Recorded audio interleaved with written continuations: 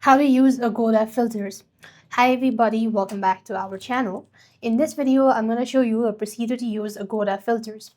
So what here you need to do is, in order to use Agoda filters, you need to first thing first open the Agoda app on your device.